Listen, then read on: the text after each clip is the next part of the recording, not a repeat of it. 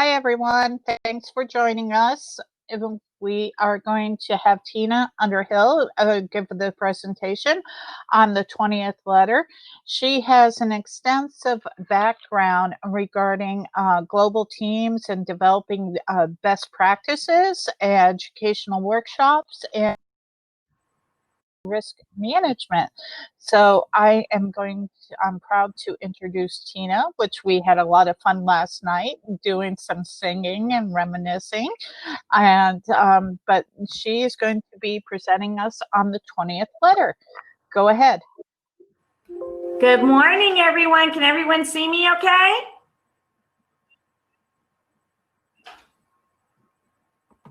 Perfect. I see everyone says yes. So I want to welcome everybody. Today we are going to talk about the 20th letter. If you haven't guessed what the 20th letter is, it's T.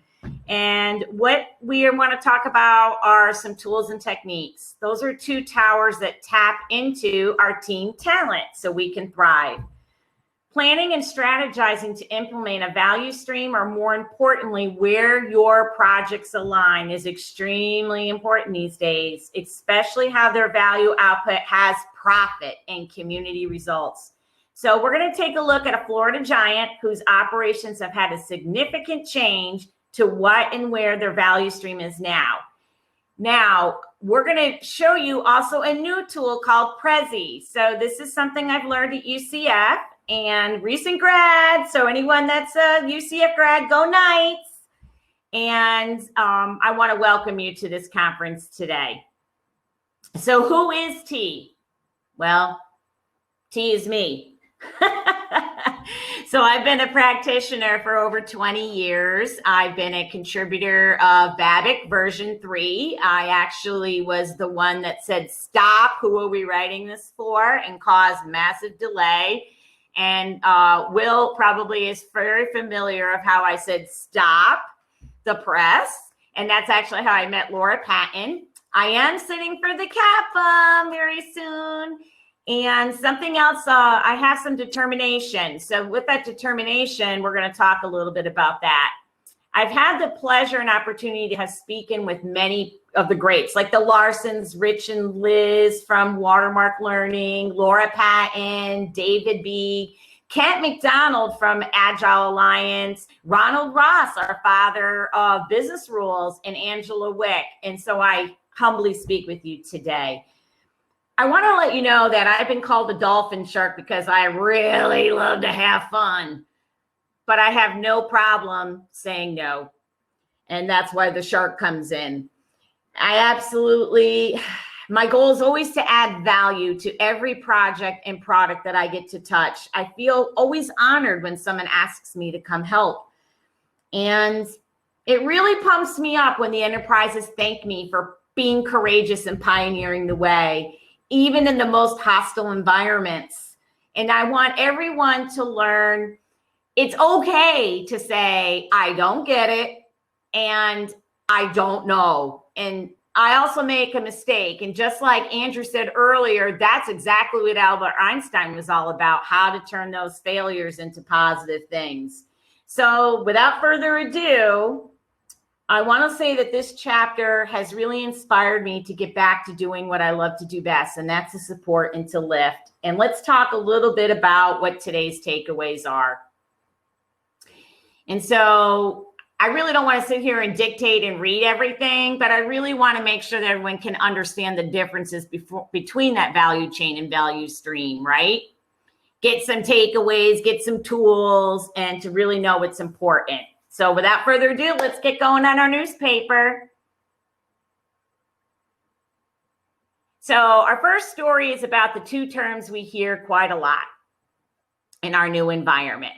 And they are value stream and value chain. And these aren't new. They're part of Six Sigma, but they're all resurfacing again. So with value stream, the value chain is our business model. The stream is the capability. So let's look at a chain. So your value chain is really everything in that organization. It's about what is that competitive differentiation focus? What is the functional business app? I can spell it, but not say it this morning, I guess. the aspects. What are the primary activities? What are those secondary activities? Let's take a look at a value stream real quick. So the value stream here would be that process. It's the combination of the value chain factors that lead to profit, specific group context, and the streams of the work in the process. And we'll look a little bit deeper into that. So what's happened? Dun, dun, dun, dun. We've got some change. Some change has happened in our business case, our Florida giant, Walt Disney World. Look, who's ever seen the welcome like that with no cars? Let's take a look at what changed in Disney's world. So look at this. Their parks, experiences, and products down 85%. But direct to consumer went up 2%. And for the first time, Disney announced that their 50% of their guest base were local residents. Can you believe it? We're the ones that keep them going. So let's take a look at these takeaways and see what we need to think about in the chain, like the changes in the value stream, right? So when Meyer goes through, we're going to see what the highlights are. So we know 50% are our local residents, our pass holders. Everyone goes crazy over the magnets, right? I got to get, me included, I got to have the magnet. Everyone wanted the orange bird magnet, but nobody can get it because of COVID, right?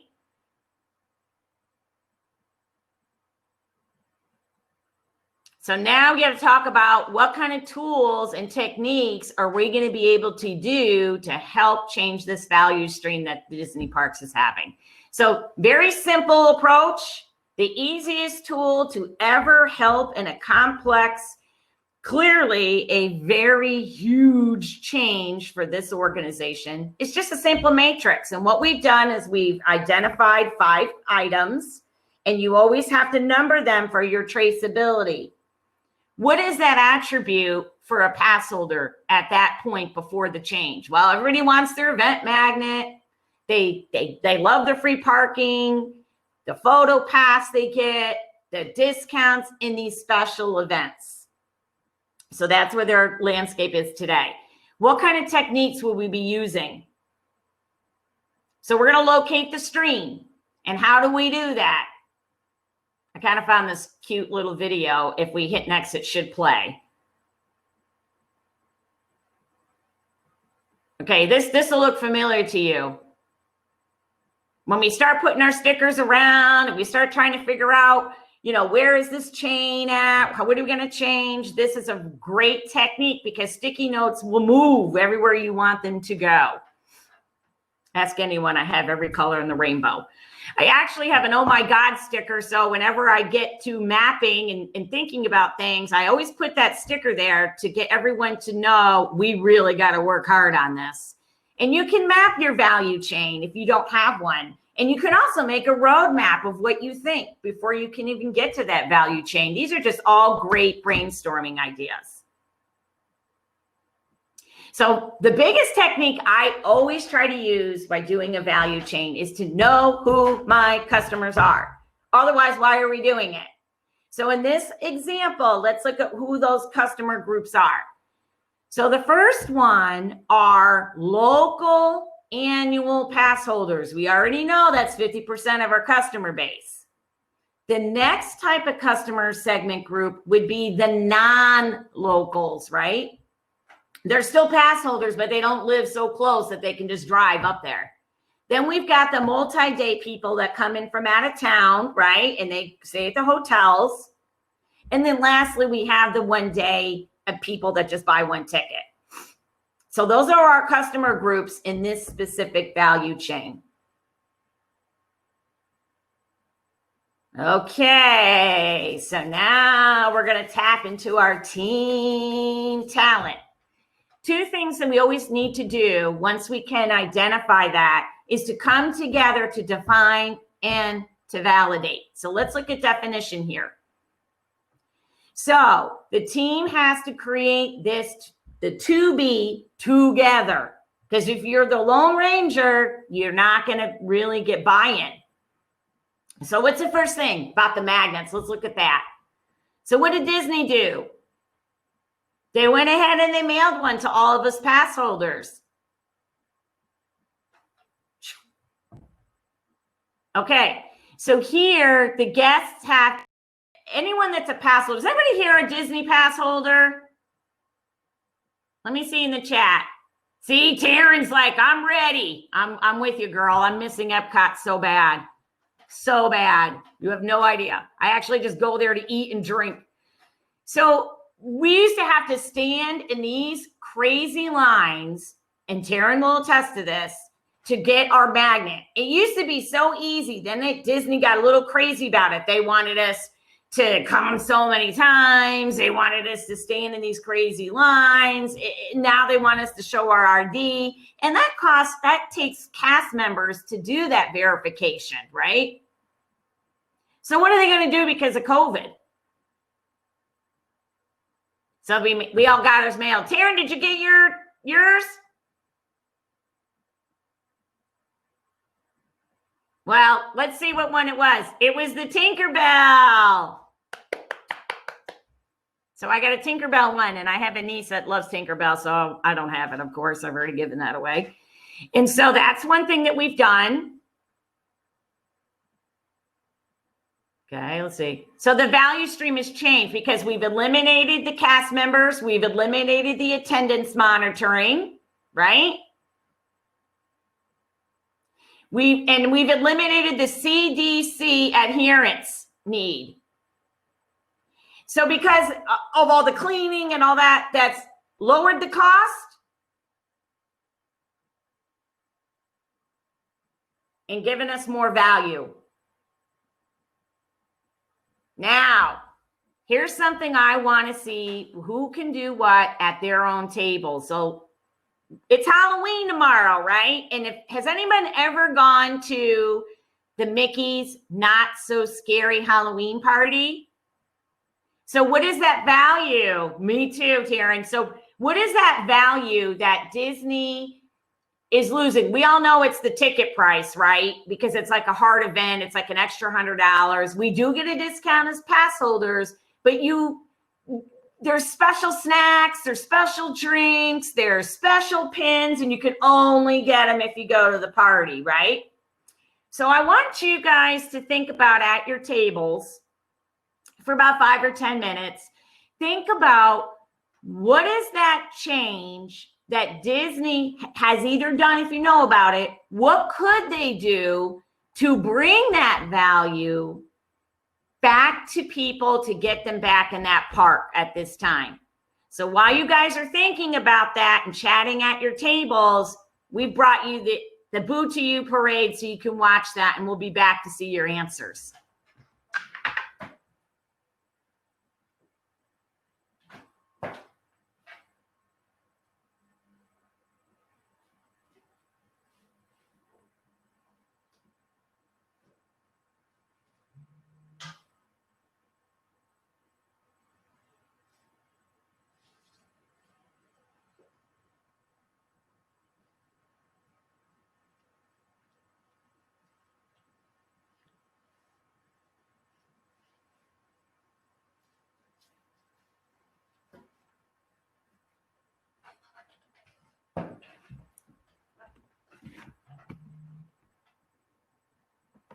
It's not playing.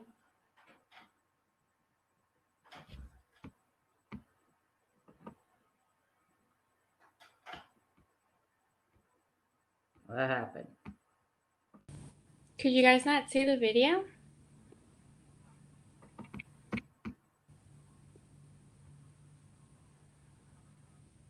We can't hear it. All right. Is it not playing? It was playing. And we can hear.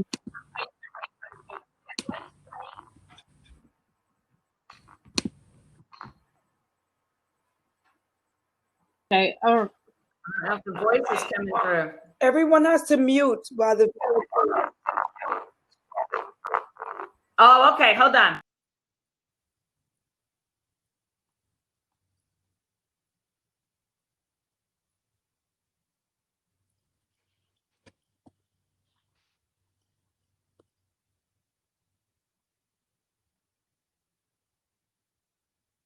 Okay, hold on. We're fixing it. I think we all have to go on mute so everybody can hear it. Alrighty.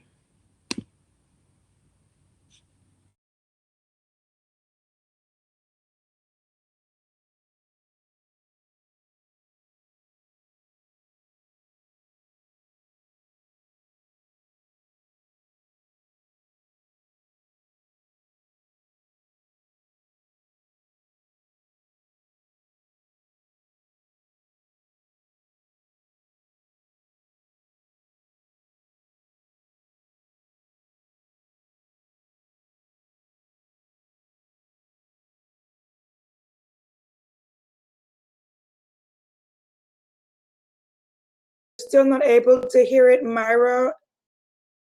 The link and I can play it. Yeah, of course.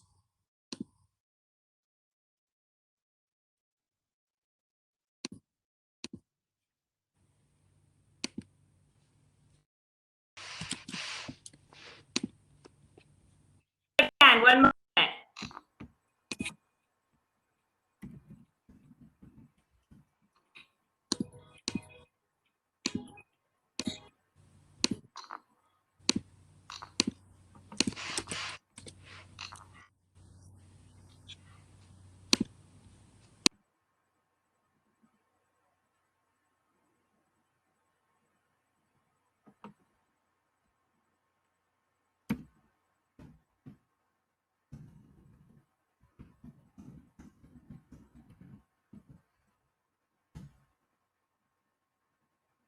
Hold on, we got a little slow here.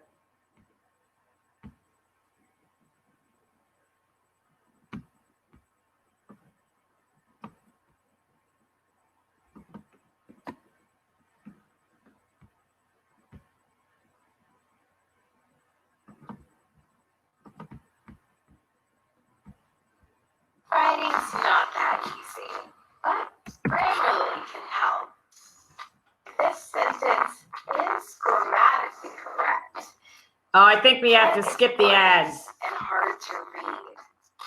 It undermines the writer's message. Sorry, guys.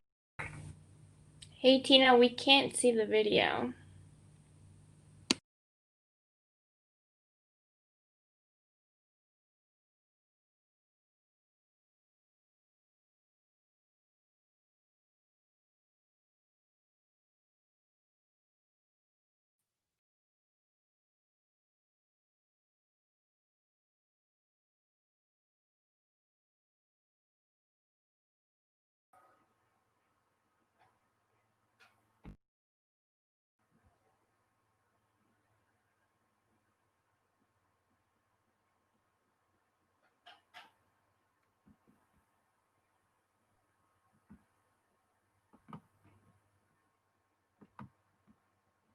Can anybody hear me?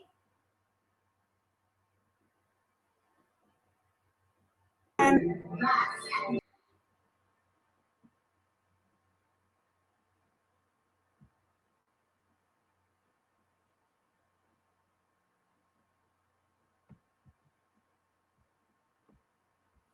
don't know if I've lost everybody. Oh, okay, good. You guys can hear me.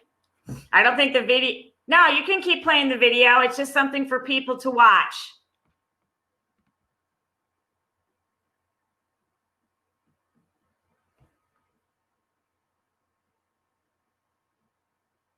I'm excited to hear what everybody else has to do. I can't hear a thing, though.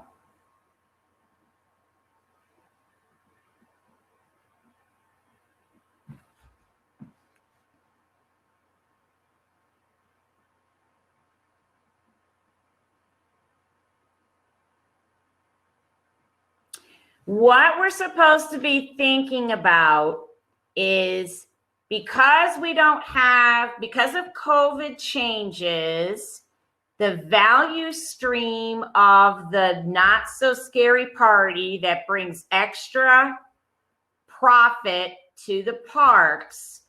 What is it that Disney is doing, or what could they do to still offer that value to their customers and getting more people to come in because they can't do the party. But because of these technical difficulties, I don't want to throw everybody off. So Myra, let's just bring up our presentation on the next slide and see if we can work together.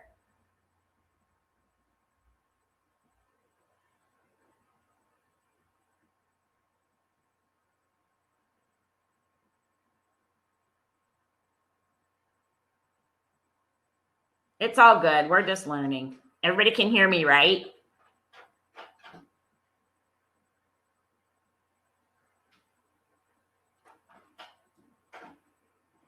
But it kind of makes sense to think about this. So let's kind of do it together. Of course, if we were in person, I'd be jumping around the room and helping everybody, but that's okay. We'll figure this all out. So one of the first things that we can offer, did anybody think about, hit the first one, Myra? Well, so there you go. Stay right there. So Taryn will tell you, yup, they had the only decorations they had. Well, we'll take the video off. There we go. Is that better? Will? I'm sorry. I couldn't even hear it on this end. Okay, cool. So Taryn will tell you that they only had the Mickey pumpkin and fall decorations out. They didn't have any of the cool scarecrows. They didn't have any of that. So, but they did bring pieces of the Boo to You parade. So from what I understand, right? Taryn, did you see those? They had the villains float. They had the Nightmare Before Christmas float. They had some characters, right? So that at least they still brought the value to the attendees without breaking the bank. What's something else that they probably did? Let's see what the next thing is. So they brought all the treats that you could only get at the party because there's still cash, right? There's still a cash value. Some people like to pay $8 for a cupcake. Why not market on that? Something else they brought, the drinks with the little poison apples, right? Yeah, I would have too, Taryn. I would have probably bought 2 of them. And that's the thing, right? And what about the merchandise? They still were selling Halloween merchandise, right? You didn't have to go and pay $100 extra to get the 2020 Halloween pin. So they still brought that value. So let's take a look. So now that we kind of understand how you can be in the muck and still bring the magic to people, this is how we really would do a value stream map. You have to understand those pieces of the puzzle. How does the process work? How many people are involved in that process? What is that lead time, right? All these kinds of things to understand how we can still do the value stream. Let's take a look. So let's look at the treats. So we had to add an extra truck here because we all know that Disney does their food magic off-site and then they bring them to the little kiosks. But this is a great way to see this specific process to develop these treats. So we always have to know who the supplier is and who is that customer. We have to understand the process, high level, not granular, high level. We have to understand what part is that. Go back again. I want to bring that. There we go. Understanding how things move in the process. Is it physical? Do we have some information? And now because of COVID, there's all these, through the Disney experience, you have to order everything, right? You can't just walk up and say, I want a cupcake. You have to order it to reduce that risk. And how are you pulling things through?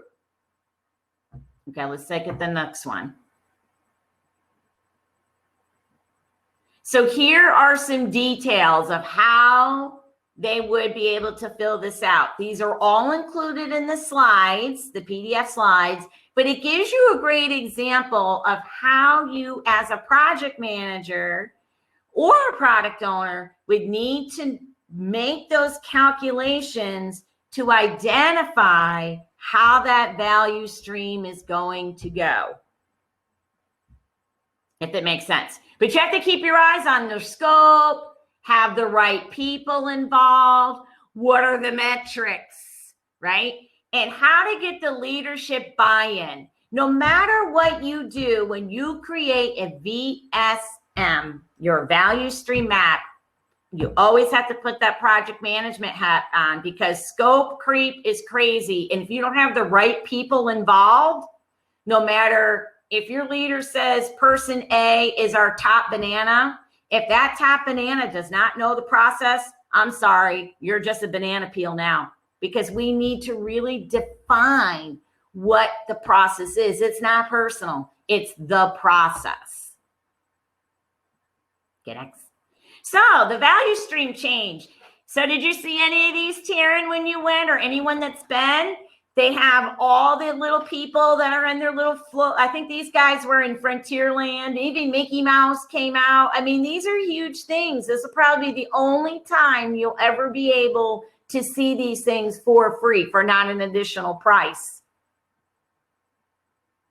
And it eliminates monitoring who has the band. It's increased the attendance.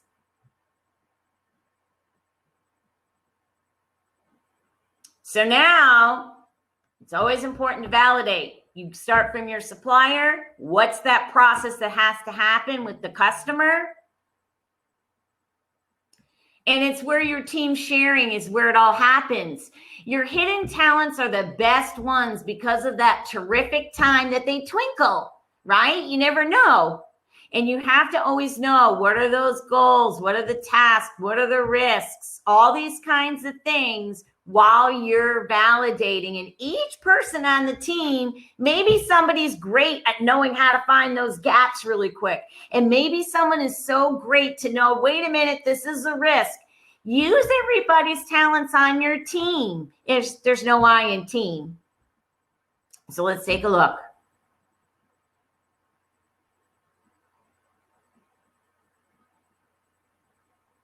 Okay, let's just stay right here. So what I really want everyone to understand is the flow of your steps, all the delays, the information that's required to deliver, looking at that new value stream. So go forward. We're going to go forward. There we go. So something that really hits the spot for me is this project economy. It reminds me of Vero. What is the value? How rare is that value? Can we imitate that value? And how are we going to organize those capabilities, right? So that's what the project economy is all about. Taking those skills, having the capabilities to move your ideas into reality while you deliver that value. We've talked about the determination. We've talked about the growth. We've talked about innovation. We've talked about change. What is the vision, right? What are those outcomes? How do we collaborate? How do we really enforce our teamwork? And how can we improve our community? These are really scary times. I thought it was scary in, 2003, when the recession hit Florida really bad, and all of a sudden there was no jobs and everyone was buying houses, and then the mortgages were coming up and we were losing everything. People were living in their cars at Walmart, right? Remember those days? It almost seems like we're kind of there again, but thank God the government's been helping us, right? And so we're all hoping for something else to happen. What is going to be next? We have to be ready to take on those changes. We have to be ready to know what that value stream is. I've been going pretty fast. I'm not sure if we want to go back to some slides and talk about them. We can. What do you guys think? What do you guys want to do? We can talk about questions. We can look more at those details. Tina, I was actually gonna say, and I wanted to ask everybody, since we're aware of what Disney has done to create that value stream and then make sure that they're still kind of helping and satisfying the customers as well as increasing the revenue, is there any of your organizations have done similarly to it to kind of keep that value stream going? Or is there anything that you see that they've implemented, or maybe you're thinking in your organization to like implementing something? I'm just curious. That's really great idea, Yeah. because you're talking about that in school too, right? Yeah. So I feel like because of COVID and everything, right? Just a lot of things are changing, as Tina said. So, I mean, I'm still at UCF and everything has changed for us as students. So I wanted to know in organization itself, is there anything going on with anyone's organization specifically that you will say that's what they're doing to help the value stream?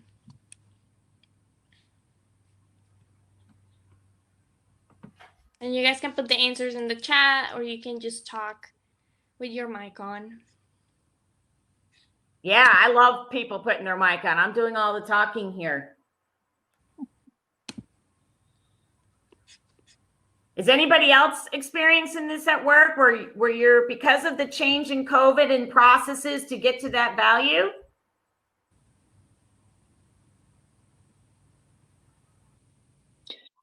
I think Working that, remote, right? yeah, I was going to say, I think with working remote, that everyone is trying to bring value on two different areas, even more so. One in their work and trying to be more productive and proving that they are being productive from working from home, as well as adding value to the customers or their clients.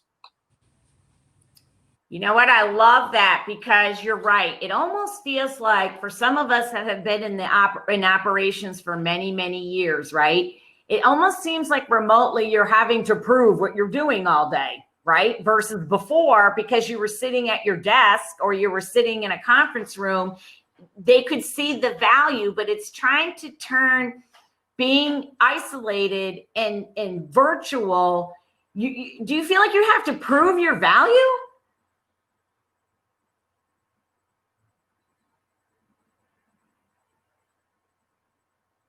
Oh, Maria's right. Trying to do it remotely versus a room. So sometimes I do some crazy things. Here, let me turn my computer so you can see what I'm doing in here. So see, I have created my own little board, and I try to work it with everybody. And I kind of have to engage everybody to say things like, should I keep this sticker here? Should I move it there? What do you think? It's almost like you have to pull people into the process more so. Would you agree with that, Maria? See, it's almost like hand holding, right? It's almost like how it's funny to me that virtually we work virtually with our offshore teams, but when it's onshore, we're having trouble. So Myra, you guys are doing a lot of virtual classroom. And I think I took courses in the summer and was the first guinea pig to go through that. And it was so challenging to get groups to pull their weight, to contribute, because they're fearful. Yeah, so I will say, in my case, with my classes all being online, you do kind of see that difference in, I guess, performance overall individually in class.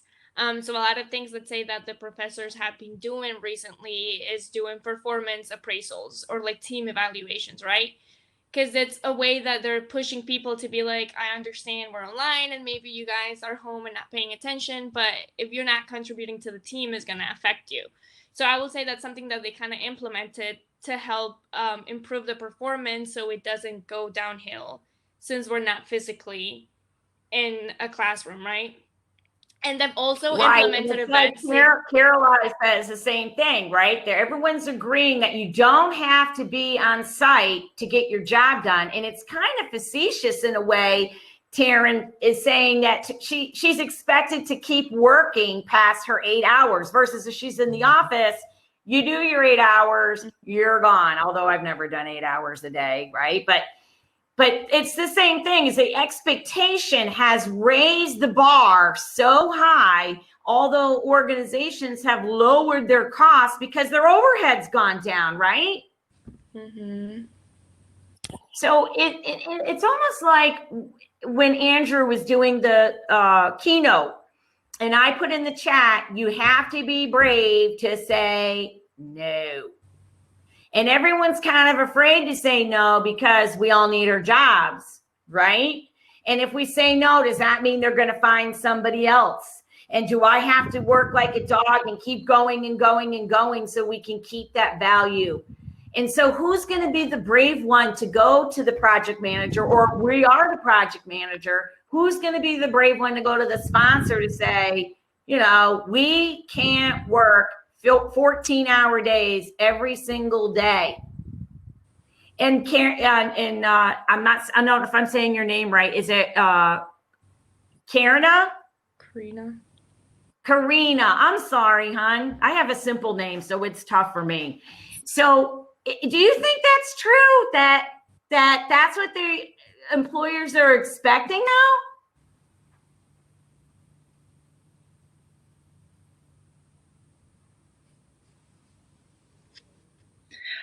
So a question I would have based on that is that what is the right way to put on boundaries, but also present yourself as being valuable to the organization? So if you have that value stream that you're talking about and value chain, how do you, I want to say, create that value, but also be respectful for a certain a certain work period?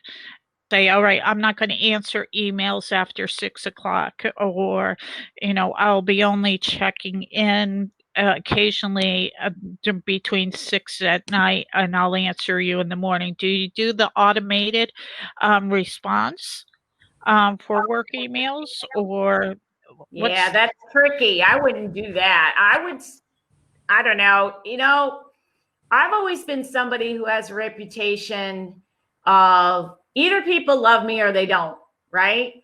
And so there's no in between, because I always say no. I say to myself, that's, as a BA, I've been a business analyst for many, many years, and I'm jumping over to the PMI side because of my skill sets engaging, I'm growing, and da, da, da, da, da. But I used to be the one, PMs used to love me because I was always in their plans. I wanted to ensure the activities and tasks were aligned properly. But I would also put batteries on my project manager's desk, and she'd say, what are these for? I'm like, for my magic wand, because it's on the fritz, right? You guys want to get all this done. And to me, dates just grow on trees. But now that I've jumped into this space, I constantly have to think to myself, wow, what a tough job you guys have as a project manager, right? What a tough job it is to be able to do that balance. But the reality is, our children today that have to deal with these crazy times, they are children. And the schools are expecting them to be resilient like adults. And it's not right. And we're there to be their psychological counselor, right? To help them know it's okay. And what is that right balance? I certainly don't have all the answers, because, you know, I can be a little aggressive to get the goal done. And Myra says, yes, she can be very aggressive. However, somebody has to say no. Somebody has to say enough's enough. One and of who's the going to do that? I was going to say, one of the issues that I've found is that, fortunately, I have a 17-year-old going on 94, so she could very easily to the technology and go into a student's, but I'm reading some of the chats here, and it seems that it's very difficult balancing family with work, especially if all of a sudden you're not only a project manager and responsible for your duties at work, but you're also responsibility of your family and your child, um, and being a homeschool teacher at the same time, and balancing the act of that. And like you said, especially with the children under, I say, the age of 8, it's very difficult to put them in front of a computer and then have that expectation of them sitting there and doing schoolwork. Because they need Yeah. to have that interaction. Was another issue. There was a issue regarding, just having them focus there. So with all of these things, how do you create value not only for your employer, but balance it for yourself and your family at a time like this that you're required to be multitasking and wearing so many different hats?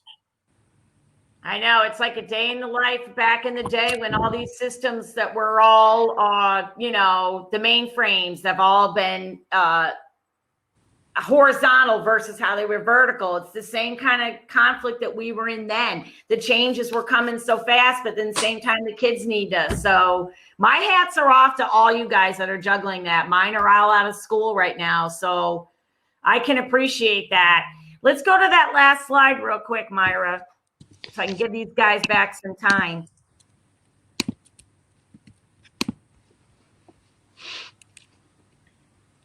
So we've kind of already been doing some questions and answers, but I want to let you guys know from some of the tools I've learned at UCF to do some marketing research. It's the last one, hon. You hit forward. Here we go. We did this. Let's click the what's next. So here's something that I'm working on, a new way to learn. And I'm going to call this app High Level, so we can all stay out of the rabbit hole and we can continue in our war rooms. And so I want you guys to kind of look out for it. I had my daughter did this artwork for me. Thank God she's an artist. But we've already created about 10 different epics and about 28 user stories. And now we're just putting some business plans together. And I'm hoping to tap into some UCF talent and find some programmers and see what we can do in the way that we can de-stress from our days when we play like homescapes or gardenscapes or Candy Crush. We want to bring that value to you in a different way to learn your skill set. And so we'll keep looking for ideas of how we can help support each other. I'm always available on LinkedIn. Myra would tell you I answer emails all crazy times of the night. I handle 4 different emails because I used to be a phone call taker before there were call centers. So I'm adapted to that. I want to thank everybody for giving me the opportunity to give back and to help me cross over into PMI. And Dr. Decker will tell you, Tina will just as a spitfire, she'll jump in and do whatever she can. And they've just met me, so who knows what I can do. And I really look forward to anybody's input. And hopefully this specific presentation has helped everybody think about what is the true value and how can I define my value and define how rare it is and how it can't be imitated to add to the value stream in the specific value chain of where you're supporting. And that's it. Oh, I forgot the joke. Because Andrew said the joke. You guys want to hear the joke? Let's hear the joke. Yes. Okay. Why did the elephant cross the road? Why? Any guesses? Because the chicken Anyone had have the any? day off, y'all. Those popsicle sticks come in handy, don't they? Anyway, I was glad to see Will. I've met Will so many years ago, and it's so funny how how people in your lives from LinkedIn just resurface. I know Shelby and I seem like we've hit it off like instantly. We're going to wind up being friends when this COVID's over. I know that. And Myra, I'm going to be taking her on all my little road shows as I can and help pass the torch because she's our future. Thank you, Myra. No, thank you for having me. And I wanted to thank everybody too. I love that everyone was very engaging and giving their ideas and opinions. And I guess like from me seeing things from a student point of view to then like a professional point of view is different. So I like what everyone was saying relating to organizations and stuff. So yeah, thank you everybody for attending today. It was great. Yeah, we're sorry about the technical difficulties. We did practice, but what can you do? Yeah, technology comes at a cost, and I guess technical difficulties is one of them. And I can't wait to get back to South Florida because I'm freezing. I know. I'm enjoying my 70-degree weather. I'm sure. Maybe next year, if we're allowed to have an on-site event, we'll have you back. Amen. Thank you guys. We encourage everyone to go back to the break room and do some networking, and then we're going to have lunch, and then re-sign in on the afternoon, and we're going to start the afternoon session with a panel, and then go into 2 more sessions to end the day. So thank you for joining us, and be sure to reach out to Gravity IT, Centrix, and Spear Group because they were so graciously to allow us to support us with this event. And they're very important to PMI South Florida organization, and they have always been there with total support for not only the PMC but other events that we put on during the year. So everyone be safe, and I will see you in the breakout room. Right, and I wanted to add, sorry Shelby, Tina and I are going to stick around a little bit too if anybody wanted to come talk to us or have any questions or anything. So. Or tell us a joke. Perfect. We'll take them. Yeah, tell us a joke too. All right. Thank you so much. All right. Thank you.